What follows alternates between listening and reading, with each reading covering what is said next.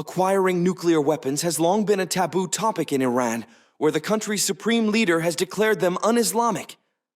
But a growing number of Iranian officials in recent weeks have openly suggested that the Islamic Republic could weaponize its nuclear program, which Tehran has long claimed is strictly for civilian purposes. The change in rhetoric has coincided with Tehran's growing hostilities with Israel. Last month, Israel launched an attack on Iran in response to Tehran's unprecedented missile and drone assault on its archfoe. Experts say Iran's growing threats to build nuclear weapons is worrying, although they maintain that the statements are likely geared toward deterring another attack on Iranian soil. Eric Brewer, deputy vice president of the Washington-based Nuclear Threat Initiative, said the Iranian threats appeared to be conditional. "I do think that if Israel or the United States carried out an attack on Iran's nuclear program, there is a very good chance that Tehran would in fact decide to build nuclear weapons," he said.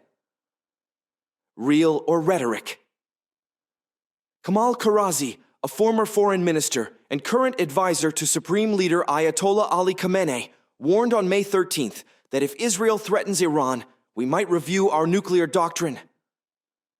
"We do not want nuclear weapons, and the Supreme Leader's fatwa is to that effect. But if the enemy threatens you, what do you do?" he said. Days earlier, in an interview with Al Jazeera, Karazi said Iran has the capacity to produce a bomb, though the country had not taken the actual step of making one. Just before Israel's April 19th strike on Iran, a commander of the Islamic Revolutionary Guards Corps warned that an attack that targeted Iranian nuclear facilities would prompt a reciprocal attack on Israel and could lead to a rethinking of Iran's stance on nuclear weapons. Brewer said what lent the threats a degree of credibility is that Iran's nuclear program is far more advanced today than it was in the past. A landmark deal with world powers in 2015 restricted Iran's nuclear program in exchange for sanctions relief. But then President Donald Trump withdrew the United States from the agreement and reimposed sanctions in 2018, leading Tehran to accelerate its uranium enrichment and limit international inspections of its nuclear sites. Farzan Sabet, a senior research associate at the Geneva Graduate Institute, says failed international efforts to revive the nuclear accord could be behind Tehran's recent threats to build nuclear weapons.